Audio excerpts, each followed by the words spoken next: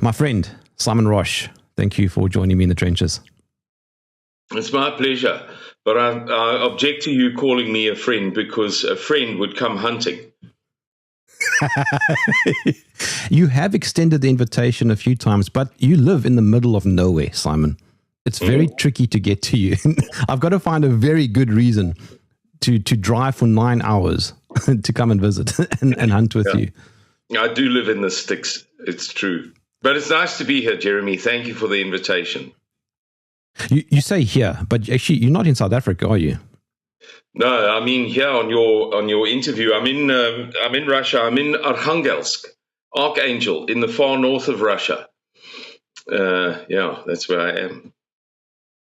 How is it? It's terrific.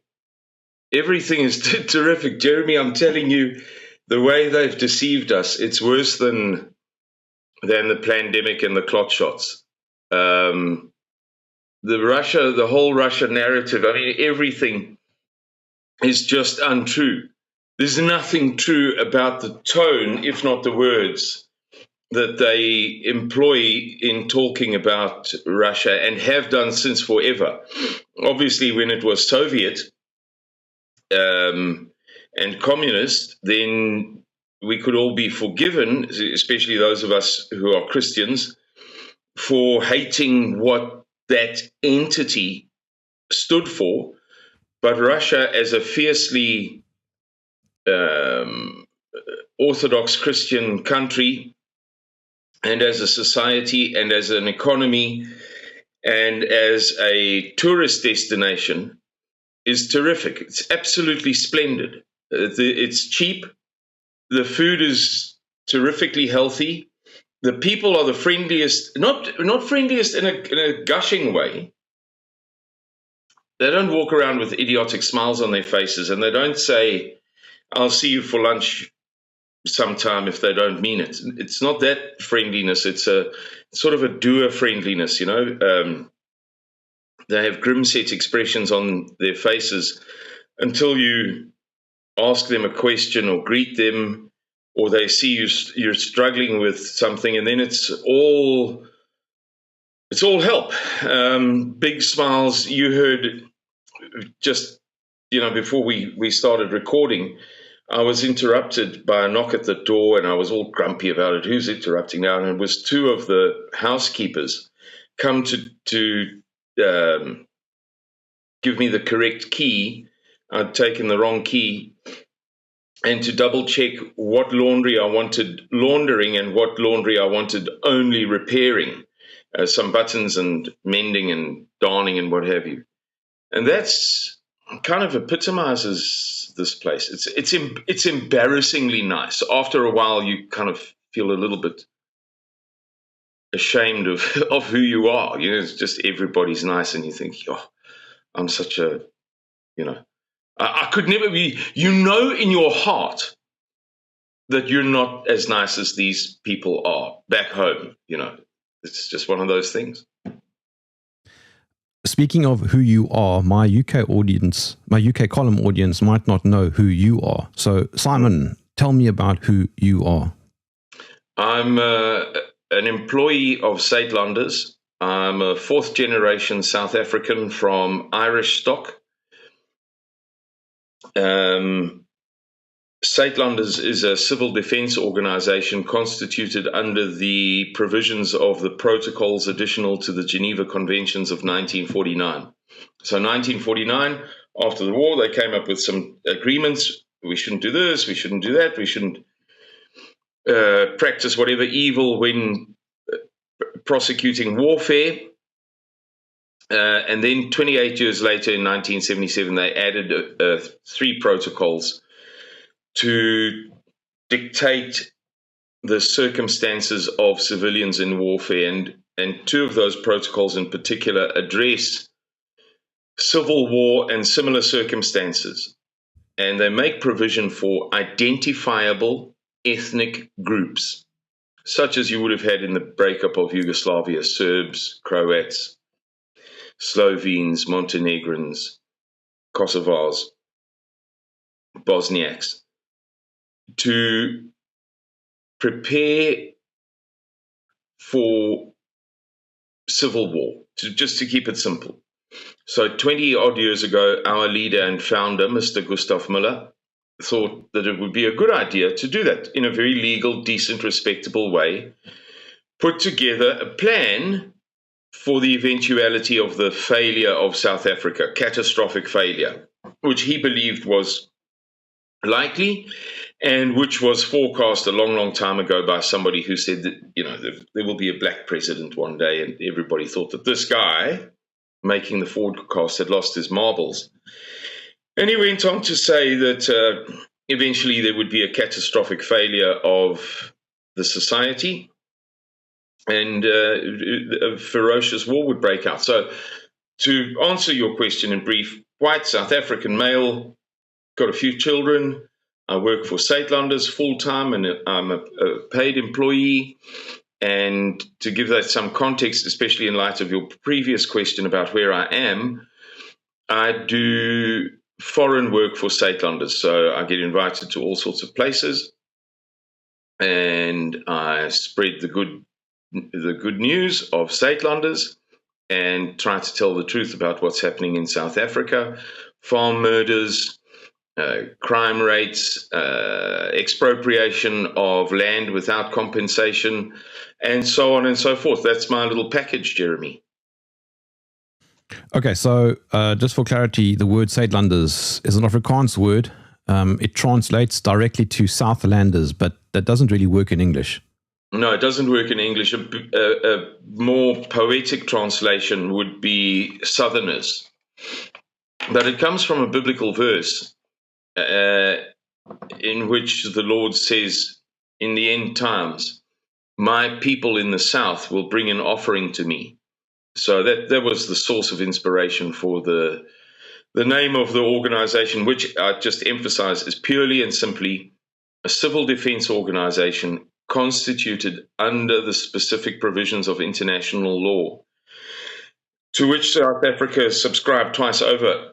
A lawyer, a friend of mine, looked into it for me, and she came back with her little report, and she said, well, South Africa is a signatory to the protocols additional to the Geneva Conventions, and very unusually, they were adopted into the corpus of South African law too.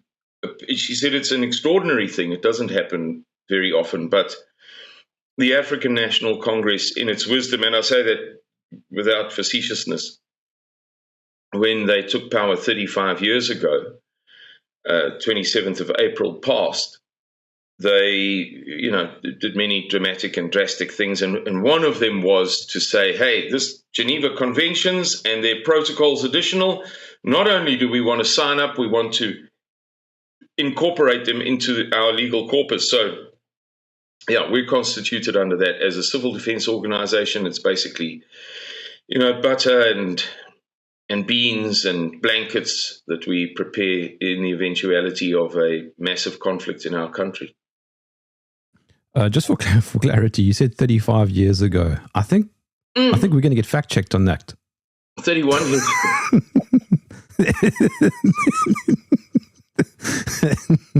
ago. Okay, so in even simpler terms, it's a network of white South Africans who are building an exit strategy in case. Yeah, and I can't embroider on that, Jeremy. That's precisely what it is. Now, when you say a network of white South Africans, obviously people are going to think, oh, that sounds quite racist. Mm. Yeah, racist, and they're dishonest, because it applies equally to pygmies, to Bosniaks, to those Hmong people that straddle the border between Vietnam and Cambodia, to the persecuted, if they are. I've heard stories to say that it's an absolute nonsense. But those Muslim Uyghurs in the west of China, it applies equally to all of the peoples of the world under the criterion, as I've already mentioned to you, of identifiable ethnic groups. And in Africa, whites are about as identifiable gets. It's just a very simple thing. If there was a crisis in this country and it became race-based, I say this country, I mean Russia, but if there was a crisis in South Africa and it became race-based and there was a threat to our people, what better than to remove yourself as a party from the conflict and go to a desolate, as our plan entails. And I apologize to everybody for the awful lighting. I'm in a cheap Soviet hotel room at the Arctic Circle. There's nothing wrong with it. It's spotlessly clean. There's absolutely nothing wrong with it, but it's a cheap Soviet hotel room at the Arctic Circle. The sun set last night at 20 past 10. It came up this morning at about 2:15. And there are these thin curtains.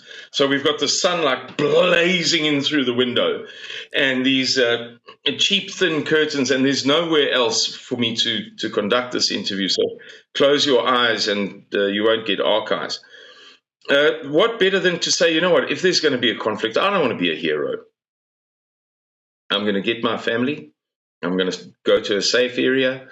I'm going to be a timid, meek little thing who doesn't want to fight, wish to regroup with like-minded people and establish a critical mass of human beings to be self-sustaining and to create a defensible perimeter. It's the most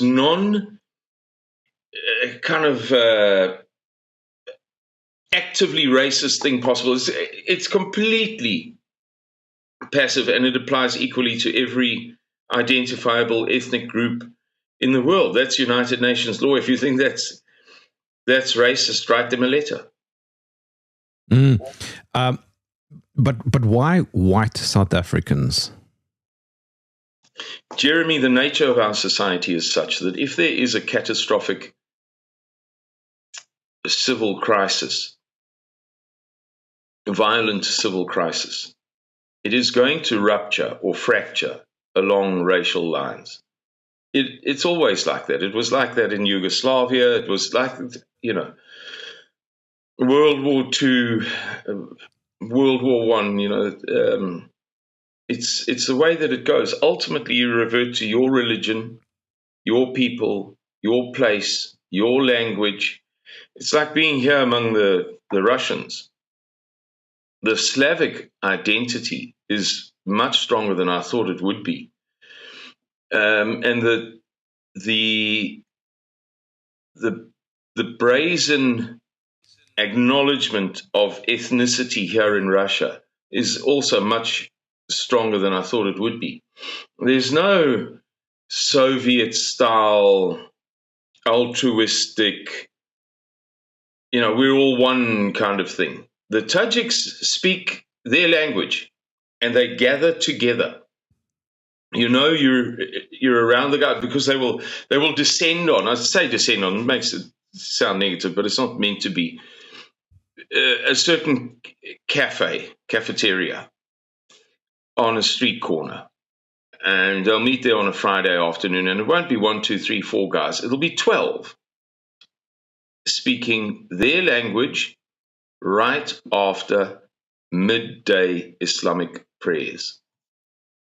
It's not unnatural for ethnic groups to find succor and solace in their fellows, or for ethnicities to find succor and solace among theirs.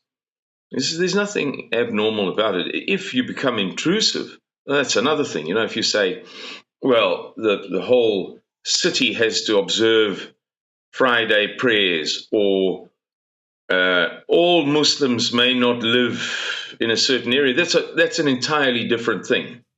But that's not what we're talking about. We're talking about, under the provisions of international law, our boss, our leader, our founder saying, well, if the law exists, and if it looks to me as if South Africa is the shakiest proposition of all shaky propositions, and it's going to end badly, what could be wrong with me putting together a national emergency plan that is completely peaceful. We've never even had, up until now, an allegation of illegality, much less a conviction. We do everything by the book. We do it decently and respectably and quietly, and we don't tread on other people's toes. So yeah, people can say whatever asinine things they want to say, but it's dishonest by their standards, not mine, because the people who tend to say those things are the same people who believe that the United Nations is a force for good, by and large. So these are international laws within the umbrella of the United Nations. It's a Geneva Convention. Which way do you want it? Your laws are good or your laws are bad? Come on. I remember you and I had lunch with a certain black politician. I won't mention his name because it doesn't really matter. And I don't know if he was joking or not, but he asked if he could join, and your answer was no. The reality, however, is that it's not about hatred towards others. No, it's about the law says identifiable ethnic groups. That man, MM, is as black as the ace of spades. Clearly, we don't share an ethnic group. He's married to a white girl, and more power to him. And he told you and me a very interesting story about another black politician, going by the initials JM, who refused to allow our acquaintance's wife. Everybody knows who he is, Julius Malema. Into his house. We were sitting over lunch and he was telling the story of how Julius called him to pop in to discuss something. I hear you're in the area. We've got to have a vote on whatever tomorrow in the parliament. Please pop past. You and I are rivals, but let's endeavor to collaborate on this particular bill or whatever it was. So our acquaintance with his white wife went to Julius Malema's house, presumably his parliamentary residence around Cape Town. And Julius said to him, listen, you're not bringing that white thing in here. You can just forget about it right now. And so our acquaintance's wife was forced to sit in the motor car for 2 hours while he and Julius thrashed out this knotty dilemma or whatever it was that they were dealing with. Yeah, I mean, it's all nonsense. I said to our acquaintance, your friend, I scarcely know him, I've only met him once. It is simply the rules of the game. I could sit here, look you straight in your eyes and tell you all manner of lies, but I'm not going to. Don't worry, for you we'll make an exception. And I'm sure that when they wrote the law, they didn't really mean this. They meant more like that, and turn it all upside down and inside out and perform all sorts of intellectual gymnastics, warped logic and syllogism. But no, Jeremy, it's not my style. There is an international law. We subscribe to it. It's simple. Sorry. South Africa is an interesting example to the rest of the world. We are obviously a failed multi-ethnic, multicultural project. There is no such thing as a rainbow nation. Mm-hmm. And everybody who thinks that it is a wonderful thing is very delusional. Yeah. Jeremy, I just want to apologize for fiddling with the items on the desk in front of me here. I've bought a stack of coffees and water because with the continual light coming in the window and only 4 hours of very, very semi-darkness, it's extremely difficult to sleep. And I had to take sleeping tablets just to get enough rest for the day ahead of me. And so I'm, the story, a little bit groggy and croaky, and they make you thirsty too. Jeremy, thanks. Jeremy, it was always a fiction. There has to have been a better way to pursue the new South Africa Rainbow Nation dream. I don't have all the answers. I have some ideas, but what's more clear than the solution is the problem. I think if good minds had rubbed hard against one another with the right intentions, they might have come up with good solutions. For now, let it suffice to say that the problem is conspicuous. Reconciling or bridging the gulf between the broad masses and the white elite was always going to be a well-nigh impossible task. The suggestion that black people can't do it is poppycock. It's nonsense. You and I both know black people who are more competent than we are. But on average, you have a population of about 40 million people, of whom many are living in the Iron Age. They have Iron Age cultural values, Iron Age language, Iron Age abstract concepts, and so on and so forth. To hand a country as developed as South Africa was, world's first heart transplant, etc., etc., the list is long, to a populace that is by and large a long way removed from postmodernist European social, not constructs, but social norms, let's say, the norms that inform, the norms of education, the norms of intellect, the norms of ethics, etiquette, modi vivendi. To reconcile that is impossible. And so it was that we had a president a few years ago who notoriously had 5 wives. A previous wife had committed suicide, blaming him, incidentally. So he was 6 times married, and he was, at the time, I don't know whether it fell through or whether it's been concluded, he was at the time in his late 70s, betrothed to one of the princesses of the King of Swaziland. And he couldn't, I'm not necessarily against polygamy,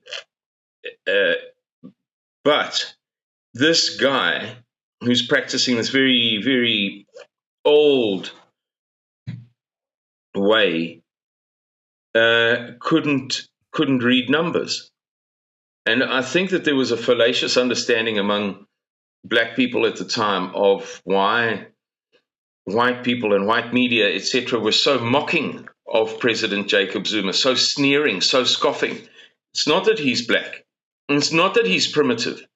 It's that you've put a illiterate in charge of what was a late 20th century country with among the finest banking institutions in the world, etc., etc., etc. You've put a guy who can't count properly, as was evidenced in the parliament on a number of occasions, in charge. So, that's my sort of long-winded response to what you invited with your statement about, there isn't really a rainbow nation. No, there isn't really a rainbow nation, because to create that out of such disparate entities is impossible. I can't think of an example in history that it has been done. And I'm not the world's greatest historian, but I spend probably 30 hours a week studying history. I've never heard of anything similar in Roman times, Greek times, Persian times, Babylonian times, unless interpreted with the benefit of the doubt. Unless you say, well, in Chaldea, in the year whatever, there are historical records saying that the Uzbekis passing through on their Bactrian camels were really, really nice people. So we must construe that as a matter, as an expression of racial harmony. Unless you do perform some kind of, not even mental, but moral gymnastics of judgment, gymnastics of of estimation and appreciation. There's just, you can't do that. You can't do what they tried to do in 1994 in South Africa and expect it to all go swimmingly well. Yeah. Which inadvertently means that homogenous societies tend to do better overall. Yeah, well, we know the evidence for that. People shriek with fury when you bring it up, but the evidence is legion. Homogenous societies do best. And, it's terrible to say it, but the Russians are facing a tidal wave of immigration from the Central Asian republics and from the Kavkaz. The Kavkaz people don't worry them too much. The Dagi people and the Chechens from the Caucasus. But the Central Asians, the Tajiks, Uzbeks, Kyrgyz, Kazakhs, who did I leave out? The Tajiks or the Kyrgyz, I left one of them out. Those 5 Central Asian republics are very, very, very, very different in their behavior and in their norms to the Slavic Russians. And they're streaming into Moscow. For those viewers who don't know, last year, February, the World Bank released a report, as they report on all sorts of things from time to time, on the Russian economy. And they said that the Russian economy is now the world's 4th largest. That was as of February last year. And I forget the exact number, but it was just about $6 trillion, not less, 6.1, 6.2, 6.3, I forget the exact number. But they said, we can estimate from what we can observe. We can estimate what it is that we can't observe, but we can only report on what we can observe. So imagine if you see a machine and it's functioning, it's making chocolate bars or whatever, and the gears are turning and the conveyor belt is whirring along and there are all sorts of lights and lamps and things telling you how many chocolate bars are going out. If you're an engineer, you'd probably be able to say to somebody, look, I don't know all of the inner workings of that machine, but given the output, it's safe to say that there's probably 3 processors and 4 controllers and 9 wheels and 6 bearings and 12 pulleys. And the World Bank said, our report covers just the $6 trillion. We shall not speculate on the rest, but we believe it to be another 40 to 60%. 6 sixes are 36. So the high-end estimate would be that the economy is $9.6 trillion strong. The population is about 150 million people. Not that it's neither here nor there. I've just mentioned it as a fact for people's reference. And it's running hot. It's running extremely hot. The prosperity here is something that has to be seen to be believed, Jeremy. With the result that these Tajiks, Uzbeks, Kyrgyz, Kazakhs, and Turkmen is the one that I didn't mention, are streaming in here by the hundreds upon hundreds of thousands. And it's driving the Slavic Russians and the Aryan Russians and related groups crazy because the value systems are so enormously different. And those people come in here and they don't, when in Rome, do as the Romans do. It's a case of when in Russia, do just as we did in Tashkent or Samarkand. They project onto the society more primitive, for want of a better word, norms. Same as Europe. Exactly the same as Europe. And it never makes it better. Nobody ever said, golly gee, thank goodness we've got those whatever in our society now. Now we'll be able to make music. Goodness me. Now Nobel Prizes will be worth something. Oh, now we'll be off to the stars when it, as far as physics is concerned. Generally, the most homogenous societies are the most successful societies. And sadly, for the early 21st century, we're experimenting in the other direction in not only, but certainly to a huge degree, New Zealand, Australia, Canada, the USA, and Western Europe. And the results are not looking good. But the fraternalists who hold the reins in their hands, the brotherhoods of pedophiliac, satanic suicide death cults, cabals, who control our societies on behalf of the elites, are so sworn to this suiciding of Amalek at this time that so you have people like Keir Starmer dragging his own society to hell. Emmanuel Macron, this clown from Germany, I'd love to do an IQ test on him. Merz, Justin Trudeau, as what is his name? He's not, strictly speaking, he's not a professor. He's a docent from the University of Uppsala in Finland. Dr. Edward, not Dowd, that's the BlackRock fund manager, Edward Dutton, has demonstrated very persuasively, and the videos can be found on YouTube. This is the spiteful mutants of our society, the genetic detritus that takes a shortcut to success through fraternal organizations and sells its soul in the process, and is hell-bent on destroying everything good around them. They hate themselves, they hate their mothers, and they hate their paternal ecosystem, the inheritance of their fathers, their countries, their societies, their value systems. And they're hell-bent on destroying them. It's as simple as that. It's not this case. I see it in the media all the time, Jeremy, and it's starting to really get to me. On the right wing, I mean to say.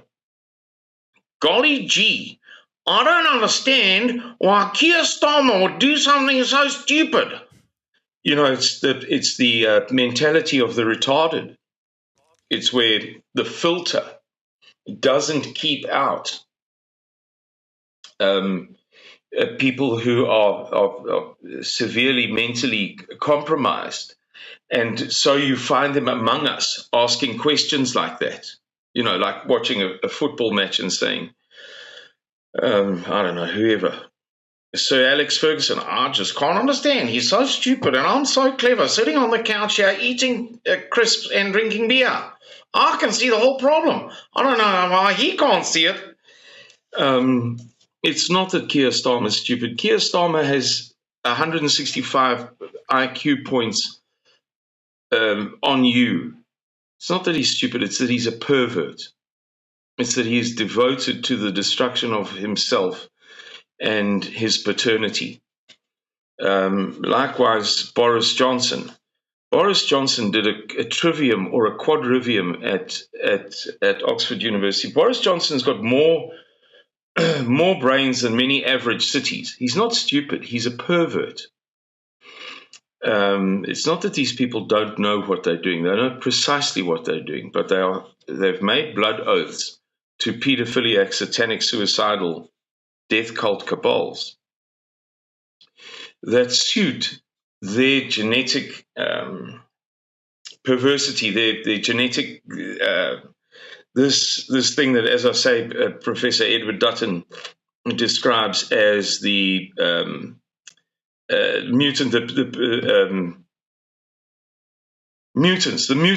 genetic mutants within our societies. If we look at the State Londers and what it represents in South Africa, as we said earlier, this network of white people preparing with an exit strategy just in case, it's sort of like a microcosm of something a lot bigger worldwide. Some people might know something called the Kalergi Plan. But there definitely appears to be an attempt to remove white people altogether, which makes the State Londers even more important. Let me give you a statistic I found earlier. 100 years ago, 1925, Simon, of the world's population, around 27 to 30% was white. And when we say white, we generally mean of European ancestry. I think it's fairly obvious what a white person is. Today, in 2025, of the world's population, it's around 10 to 12%. Yeah, but Jeremy, that the success of Europeans was very much a self-originated thing. Nobody gave anybody a hand. There are exceptions, of course. There are exceptions. Everybody knows that one form of ink originated in China, and gunpowder originated in China. There are exceptions. Roof tiles in Korea. But by and large, it was a self-made success. Our dependence upon other peoples was very, very low. At a certain point, we attracted ethnic groups that hated us from faraway lands. And those ethnic groups came to form a very strong voice, almost a choir or an orchestra. And from the very beginning, we know this from the Frankfurt School, for instance, they began to criticize our norms and mores. It's as if I was a tick and I jumped on the back of a dog, started sucking its lifeblood out, all the while muttering and murmuring about the poor quality of the blood. So we had an enormous success in terms of birth and live births and reduction in infant mortality. We did have some blips along the way. I mean, the emergence of surgery in the 18th century had tremendously bad consequences for women in childbirth, for example. Hitherto, midwives ensured that childbirth was a relatively successful process for both mother and child. Along come surgeons, and they say, stand one side, I know everything. And you have the sudden emergence of puerperal sepsis. Puerperal sepsis was at one point, one in every 6 mothers died of puerperal sepsis. And apparently, it's one of the most painful ways to go. Suffering septicemia of the vulva or the vagina, the cervix, is apparently beyond painful. And these women would die in absolute shrieking pain. So our societies and our modes were not flawless, but by and large, we were able to achieve that tremendous ascendancy. It's important to point out the exceptions, like I've just said with puerperal sepsis. So we get this tremendous ascendancy. And then along come these aliens and they say, oh, golly gee, you say love your neighbor, but it seems to me that you don't love your neighbor. Not nearly as much as I think you should love your neighbor. And so it was that during the 40s, 50s, 60s, 70s, etc., the dates are malleable. You had a circumstance in which aliens were telling white Western society, you are overbreeding, out of the left-hand sides of their mouths, and out of the right-hand sides of their mouths, they were saying, it's only because you don't hate black people, that you don't love black people, but your Bible says that you should love everybody equally, that you don't spend money on natal clinics in Africa. See beauty. Beauty is 8 years old. Beauty lives in Uganda. Beauty has a beautiful smile. But beauty is really very sad inside. If you would send $10, beauty could eat for 1 whole year and there would be change left over. Poor beauty.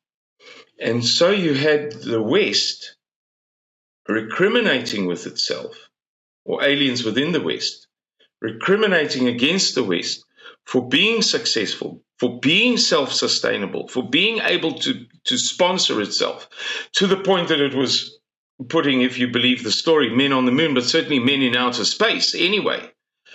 This is conceptually an unbelievable thing. Our success was so great that we left Earth.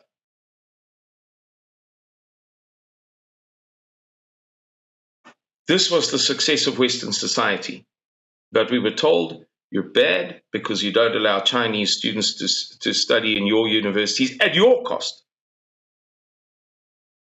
You don't sponsor neonatal or OBGYN clinics in the Central African Republic, etc., etc., etc. We all know the narrative. So they told us to stop breeding, just as they convinced us to fund the breeding of Central America, South America, Africa, and Asia, broadly speaking. None of that medicine originated in the Amazon jungle. None of those procedures, none of those developments, none of that progress. But we were held emotional hostage over other people. You're so successful and you just don't care that your neighbor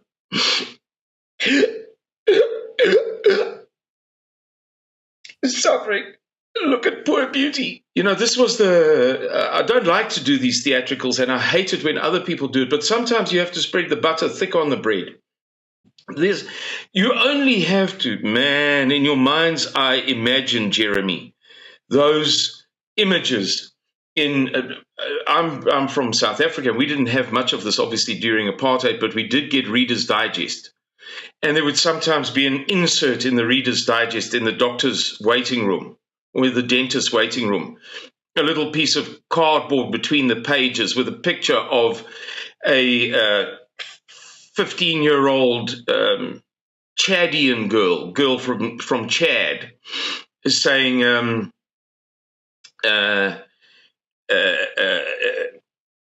whatever her name might be, I'll use a Zulu name, Tandi. Tandi is 16. Tandi has 6 children. Tandi is hungry. Tandi's children are also hungry. And somehow they would weave into the wording, you're fat, Westerner. Not you and your patrimony, the work of your fathers, have succeeded in making things cushy. Nobody did nothing for you. But you're fat, and a woman who can't control her libidinous activities is hungry. And by the way, Jeremy, did you know, Jeremy? Oh, Jeremy. When mothers don't get enough nutrition, it affects the quality of their breast milk, I'm just saying. But you could change that if you weren't so selfish, Jeremy. Send your money to this address over here, and we'll make sure that Tandi and all of her friends can procreate abundantly at your cost, with no risk to them. So that's my theatrics for today, Jeremy, in reply to your observation. Well, what you're saying, Simon, is that the West, aka white people, have been demoralized.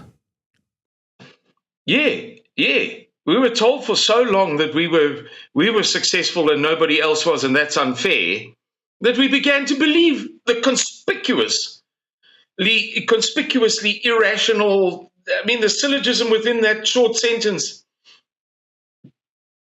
It's a perversion of reason. But they said it enough times that we began to believe it.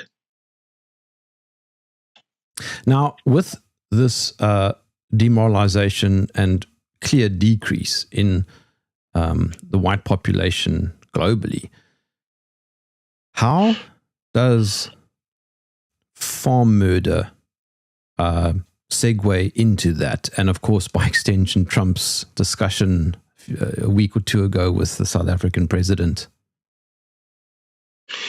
Jeremy, I'm a pragmatist and a realist.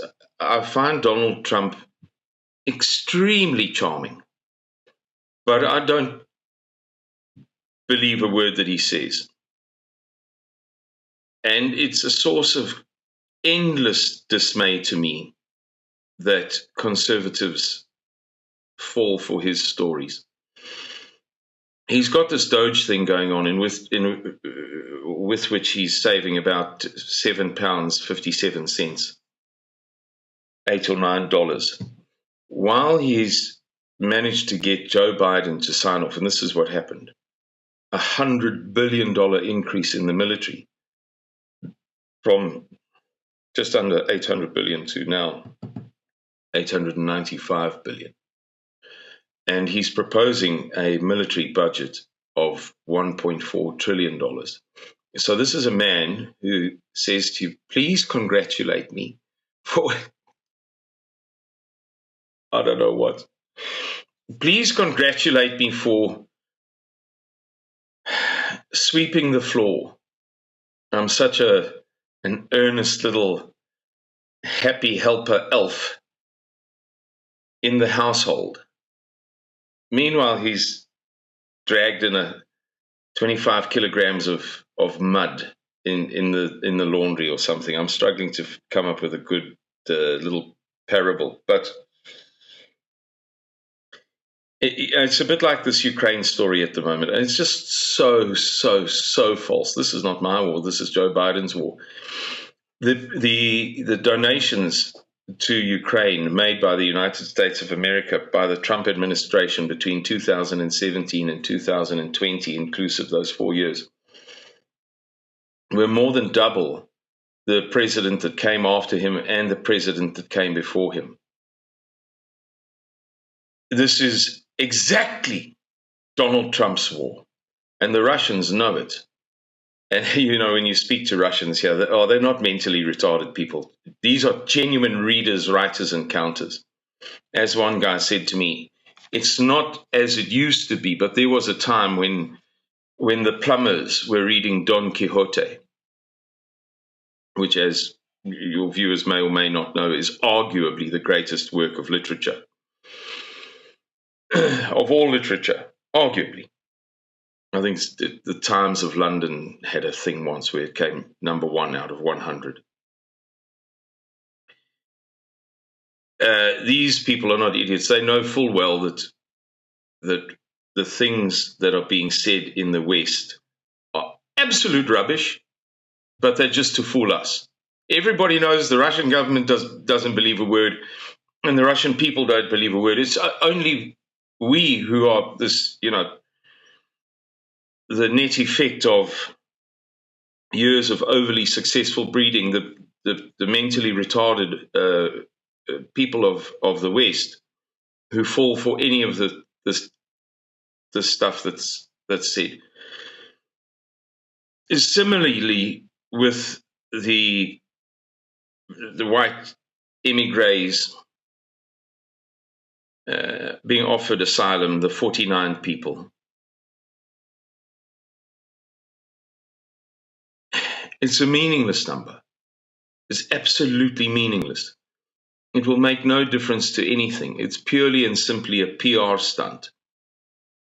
As you say, there is a connection between this demographic crisis and what's happening in South Africa. One illustration of that is One example is we know from the 2017 land audit that the number of white commercial farmers left in South Africa is about 25,000. We have about 33,000 commercial farmers, 8,000 of which are black, colored, Indian, and 25,000 white.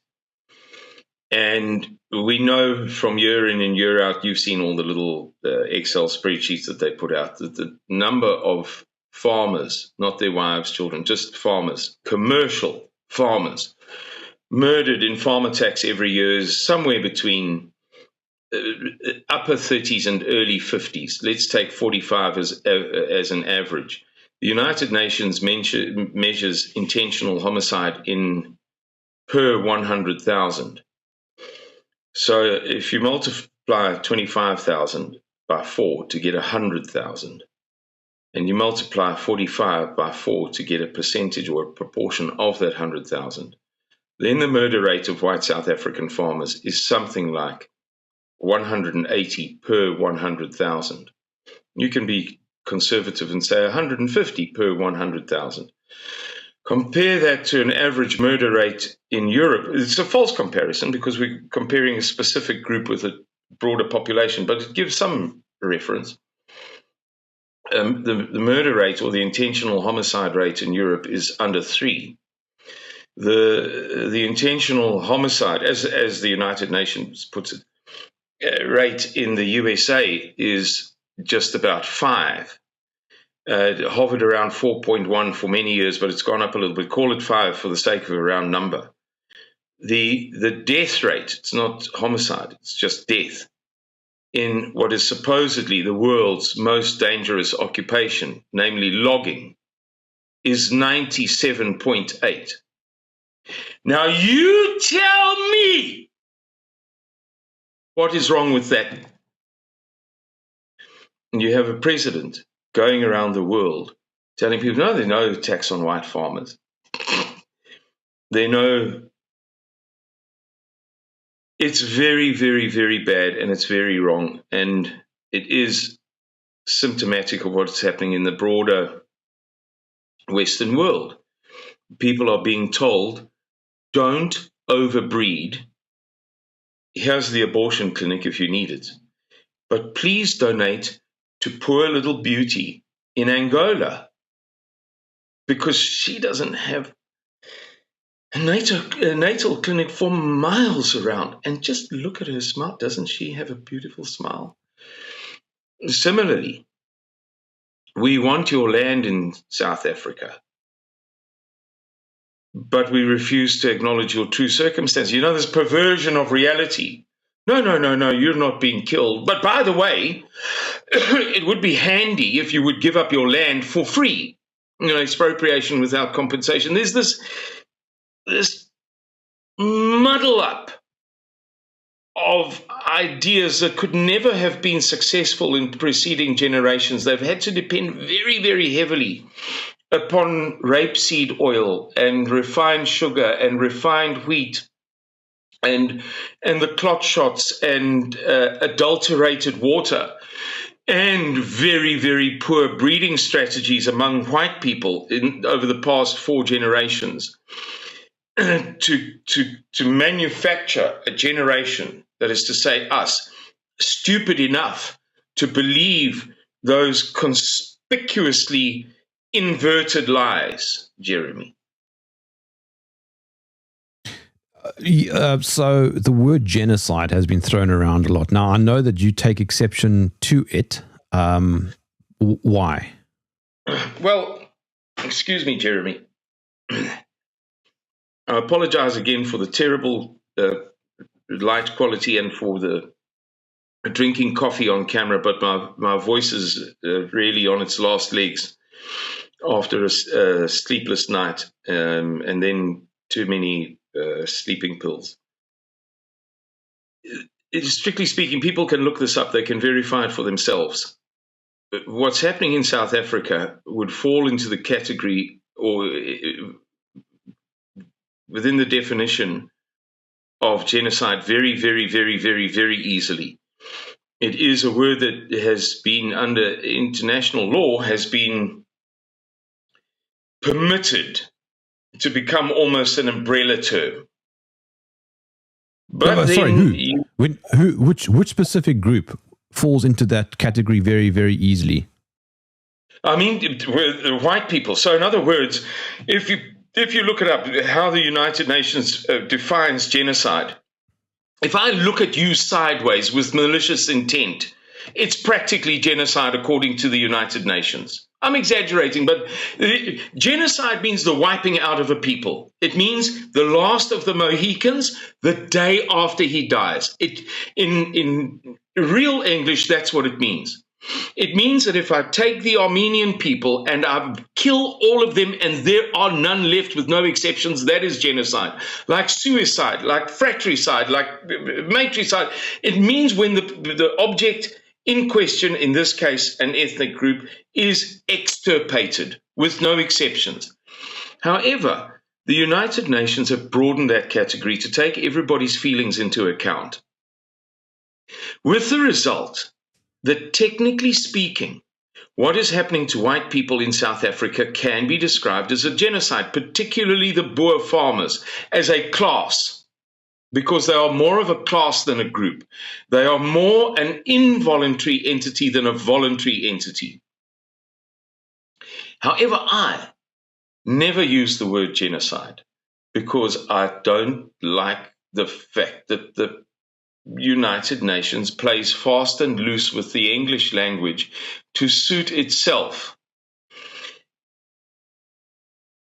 I don't think that what's happening in South Africa now, not I don't think, it's just mathematics, and you can look it up, shorter Oxford Dictionary.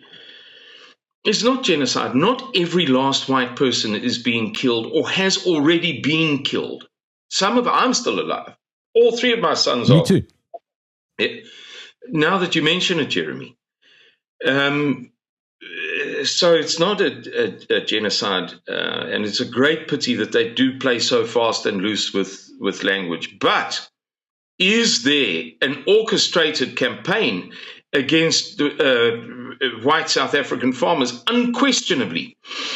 On the 23rd of January, the Minister of Agriculture sent through a bill that became an act called the Development and the Preservation, or the Development and the Protection of Agricultural Land, which basically turns all agricultural land in South Africa into ultimately the steward of the Department of Agriculture. They may call the shots if it so behooves them on what crops may be planted, what, etc., etc., etc. So it's a draconian thing. On the 24th of January the following year, the Expropriation Without Compensation Bill was passed to make it an act of law. Then we discovered that there will be in October a bill passed, which I forget the correct name, but it's equal redistribution of property for equality purposes. In other words, whereby the government is entitled to dictate that property be expropriated for nil compensation and given to another party to dictate and determine and ensure some kind of economic parity. This is not disputed. It's not disputable whether there is or isn't a campaign against large-scale property owners in South Africa, namely the Afrikaner Boer folk farmers. It's indisputable. And just to those people who watch this and say, yeah, but they've got so much farm, got so many farms. It's a fallacy. It's a fiction. Even during apartheid, outside of the black townships in this province from which I come, which was then called Natal, which means birth, like neonatal clinic, because it was named on Christmas Day by the Portuguese 500 years ago. The Zulu people, even during apartheid, outside of their townships, whatever property they may have owned individually, owned 32% of the province. this notion that since wherever black people, 90% of the population had 10% of the land and so on and so forth, is an absolute fiction. Absolument. That's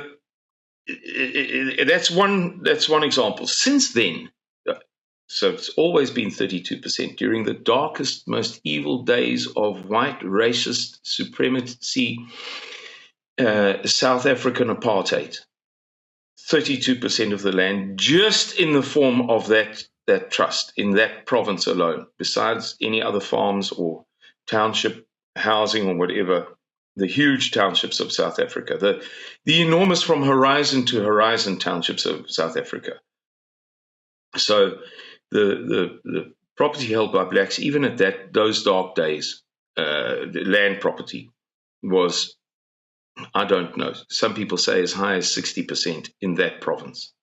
Since then, we had a 19-year process of redistributing land based upon land claims. So where Jeremy, as a black man, would go to, following very heavy advertising, endless promotions on black television channels, radio stations, and newspapers, would go along to the local office, or not go along to the local office, because they even had mobile kiosks, mobile, trucks and trains driving around the country to every last remote rural community for 19 years, saying, if Simon's father, great-grandfather, knocked your great-grandfather over the head and stole his land, and you wish to claim it back, fill in this form, we'll assist you.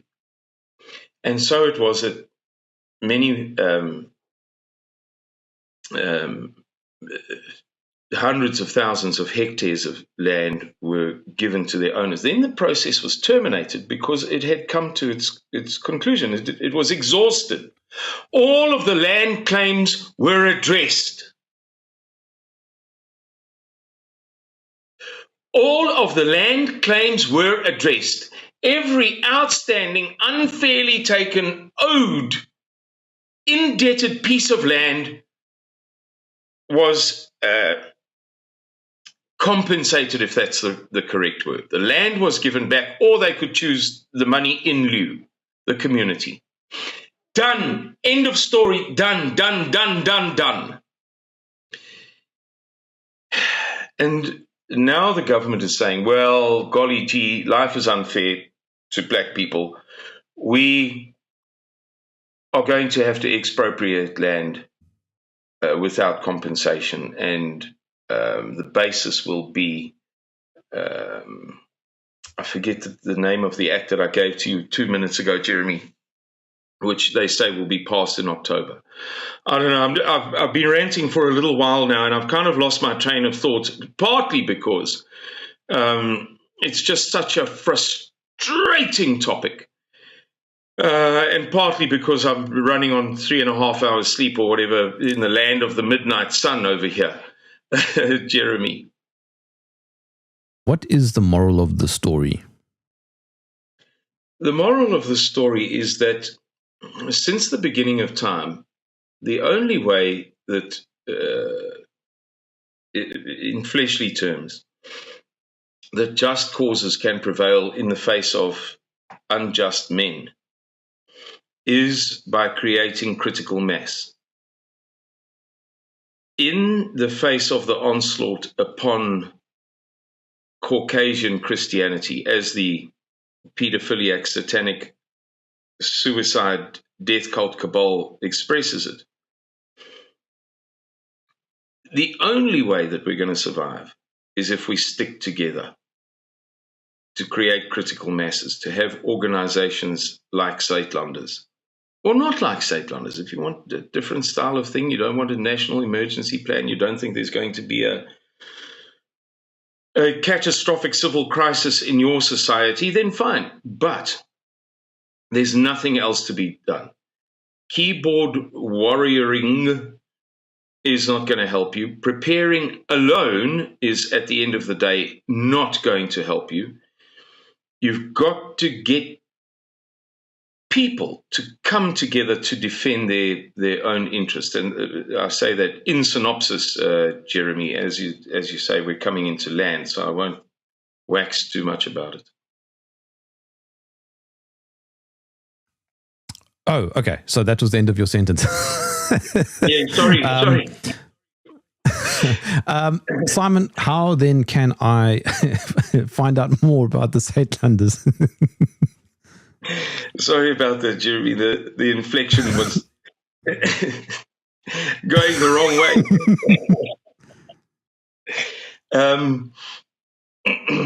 SuidLanders.org, SUID, Landers.org. And I'd like to make a heartfelt plea to anybody who has who wishes to support us.